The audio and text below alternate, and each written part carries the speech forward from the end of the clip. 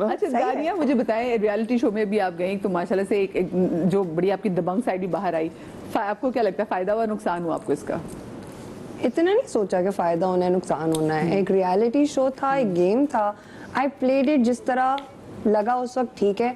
उसके अंदर कोई ये कहे कि क्या दानिया वाकई, जो फीडबैक आ रहा है, ऑफ कोर्स बोथ साइड्स आती है, नेगेटिव भी आता है, तो हाँ एनवायरनमेंट के हिसाब से वही दानिया थी। जो एनवायरनमेंट उसको जैसा मिला वो वहाँ पर फिर टक्कर लेती है। और मैंने तो आई थिंक कैमरे पे रजिस्टर हुआ कि मैं हर दफ़ा बोला, मैंने कहा बहुत कर लिया अच्छा, अब जैसे को तैसा। और वहां से ही लोगों को मैं नहीं पसंद आई, टेक्निकली तो मैं आईना दिखा रही थी, वो आईना था। देखो मुझे ऐसा लगता है कि वो ना बहुत सारे रियलिटी शोज में लोग जो होते हैं ना वो कर रहे होते हैं, फेक कर रहे होते हैं अपनी पर्सनैलिटी से पार्ट। अब जैसे अयाज से मेरी कल ही मुलाकात हुई थी, अयाज बड़े मजे की एग्जांपल दे रहा था, कह रहा जब भी हम में से कोई एलिमिनेट होता था बाहर निकलते तो टीम हमें ऐसे वो लेती थी जैसे हम पता नहीं कोई कहाँ से आए हैं, हमारे साथ क्या हो रहा है। तो अयाज ने कहा था कि ऐसा लग रहा था कोई सर्जरी थोड़ी सी पूछा ना कि तुम ठीक हो, तुम सही हो, कुछ प्रॉब्लम? तो अयाज ने कहा भाई शो से आए, कोई सर्जरी करा के थोड़ी आए हो, क्या हो गया आपको? हाँ, जैसे मेंटल असाइलम में बंदा चला गया ना, तो आर यू ओके नाउ बेट? I think the best part is, तो सबसे शो में जो हुआ वो एक अलग चीज है, मुझे लगता है बेस्ट पार्ट इज कि तुम लोग के पास इतना टाइम फोन नहीं था। ओह, जो ये सोशल मीडिया डिस्कनेक्शन है ना, ये है काम। अरे ये कसम से आपका फोन बंद हो जाए, आपके फोन की बैटरी डेड हो जाए, आपको लिटरली लगता है कि आपको सांस आना बंद हो गई। एडिक्शन क्या है? एडिक्शन ये है कि आप अपना फोन लेके सामने टेबल पे रख दें और आप सिर्फ 1 घंटा उसे ना छुए और उसको देखते कोशिश कर, आप पता नहीं टहलना भी शुरू हो जाएंगे। पूरा दिन फिर करते कहते हमारे पास तो टाइम पास करने के लिए फोन होता है, अगर हम बोर भी हो रहे चलो रील्स देख ली। आप लोग क्या करते थे लोग? यार देखो मैं नवीद की तरह एडिक्टेड नहीं हूँ ना, क्योंकि तो फोन से कोई ताल्लुक ही नहीं है।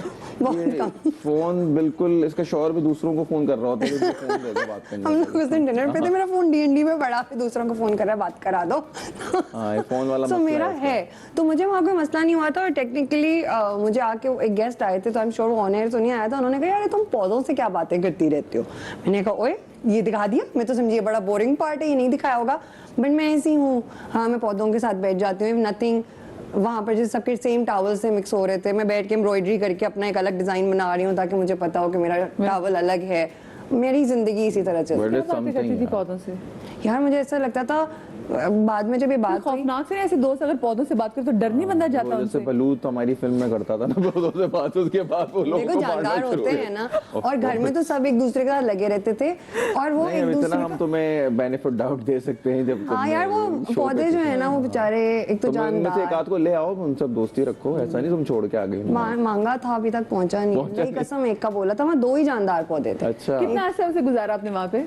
62 days। My God, 62 days without phone और फूड, इवन फूड। आपको टाइम का नहीं पता होता कि ऐसा है कि लोग बताते हैं कि आपको टाइम का नहीं पता होता कि दिन का टाइम है रात का टाइम का नहीं पता होता। और जब आपके सेटेलाइट्स होती हैं आपको बिल्कुल नहीं पता। बहुत हल्की सी वहाँ पे आउटडोर जगह थी, तो वही होता था बेचारे लोग मगरिब पढ़ लेते थे तो बाद में बताती थी बेटा भी मगरिब नहीं हुआ सर का मत। उठते कब थे तुम लोग?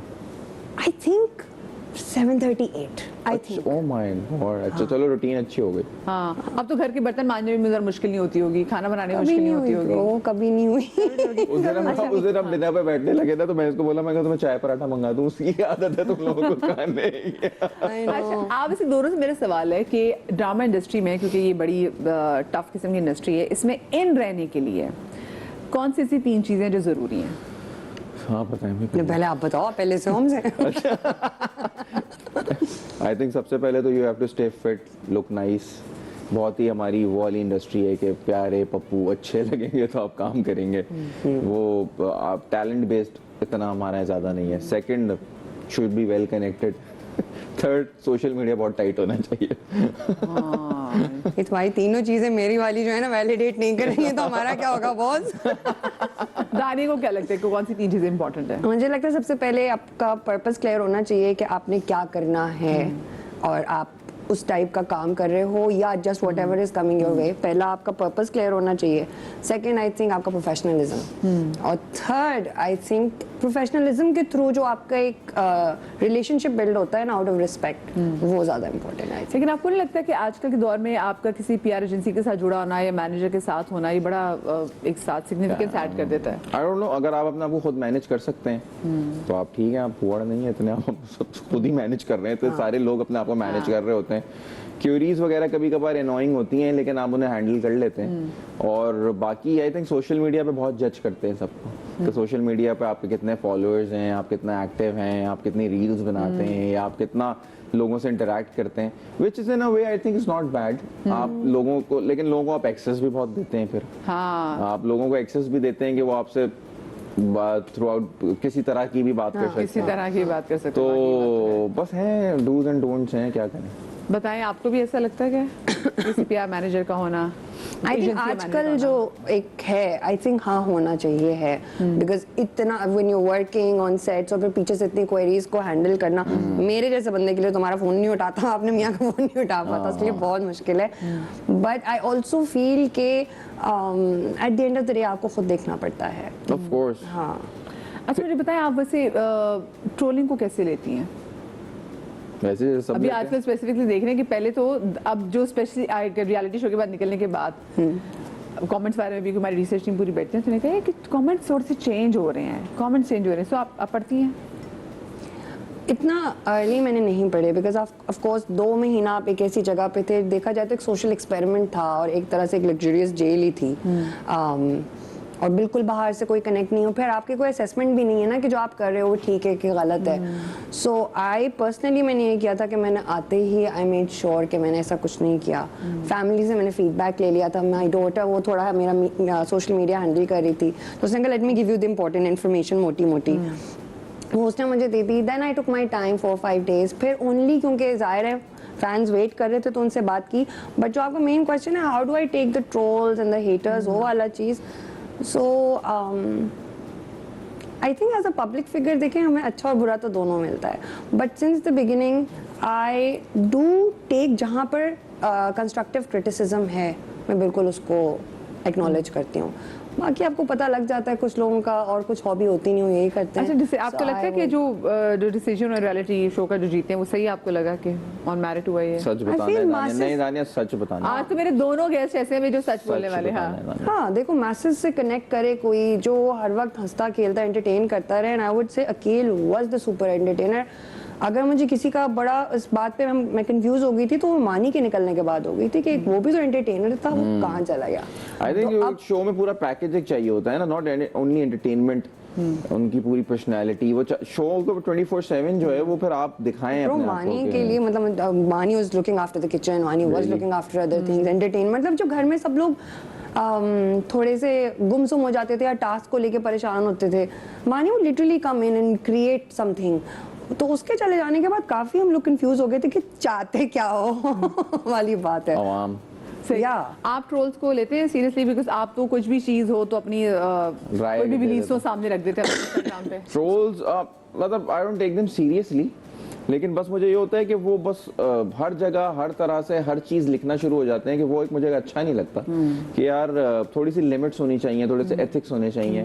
लेकिन फिर जब मैं उनकी प्रोफाइल देखता हूँ या फिर मैं उनको जाके रिसर्च करता हूँ कि हैं कौन, तो पीछे कोई होता ही नहीं है, कोई भी नहीं होता। सब जिन के बच्चे होते हैं। हाँ, ना जीरो पोस्ट होती है। तो वो फिर मैं कहता हूँ कि ये सारे बॉट्स टाइप के ट्रोलर्स होते हैं जिनकी पर्सनैलिटी नहीं है कोई, ये सिर्फ बैठे ही इसीलिए हैं। वो कहते हैं ना, वो बहुत सारे लोग टर्म यूज करते हैं, वो इंटरनेट के मुजाहिद होते हैं ये, तो वो बोलते रहते हैं, फिर इग्नोर करता हूँ। मेरा थोड़ा डिफरेंट इसलिए कि मैं रियलिटी शो करके आई हूँ। मेरा ख्याल है मेरे बॉट्स के अलावा बड़े जेन्युइन हेटर्स भी क्रिएट होते हुए हैं, बिल्कुल होते बट चलो कहीं कहीं भाई आपने इम्पैक्ट तो करना होता है, पॉजिटिव भी किया, नेगेटिव भी किया, सबको बट थोड़ी खुश कर सकते हैं। हाँ, बट मेरा उसमें ये कि I don't take it so emotionally, इतना कि मैं हो जाऊंगी ये क्या हो रहा है। Of course that's part and parcel, आपको लेकिन पता ट्रोल है। से ज्यादा मैं आई थिंक तुम बोलो या घर में मेरे लोग जो रिव्यू दे दें चीज के बारे में, वो मैं बहुत ज्यादा Exactly, सीरियस ले लूंगा। exactly. वो मैं कहूंगा यार देखो उसको पसंद नहीं आया, इसका मतलब कोई ना कोई प्रॉब्लम थी उसमें, ये अच्छा बोला उसने तो अच्छा एंड था। वन मोर थिंग, मुझे आई थिंक नहीं जनाब एक ब्रेक, क्योंकि हमारी बातें तो चलती रहेंगी। जब Yeah. हम ब्रेक से वापस आएंगे तो दिल की बात हमारा सेगमेंट होगा, कहीं में जाएगा। ब्रेक के बाद मिलते हैं।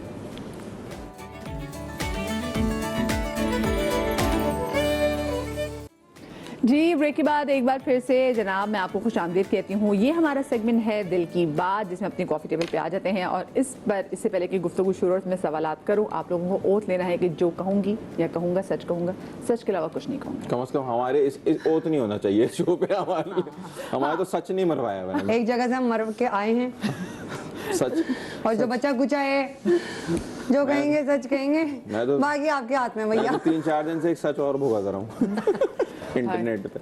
हाय चले जी, देखते हैं अभी कितने सच्चे सवाल आते हैं, मुझे कितने सच्चे जवाब मिलते हैं। गो के मुझे हाई होप्स हैं कि आप लोग सच ही बोलते हैं। आपकी वो कौन सी आदत है जिससे आपको खुद बड़ा नुकसान पहुंचा? पहले आप बताइए। बर्दाश्त कम है मेरे अंदर और जो बात समझ में फिल्टर नहीं है बोल देता हूँ, चाहे लोगों के सामने हो चाहे वो सोशल मीडिया पे हो, और वो ज़माना ही नहीं है। मैं तो ये लोगों को टिप दूंगा, मैं तो ज़िंदगी निकल गई मेरी, अब कितनी भी रह गई, अब डिस्ट्रक्शन हो चुकी है। तो आप जो अब आ रहे हैं कुछ बोलने की ज़रूरत नहीं है, बस चुप हो जाए, मुनाफिक बने मुनाफिकों का दौर है। आपको क्या लगता है कि कौन सी ऐसी आदत जिसने आपको बहुत बड़ा नुकसान पहुंचाया? हर एक में अच्छाई ढूंढना।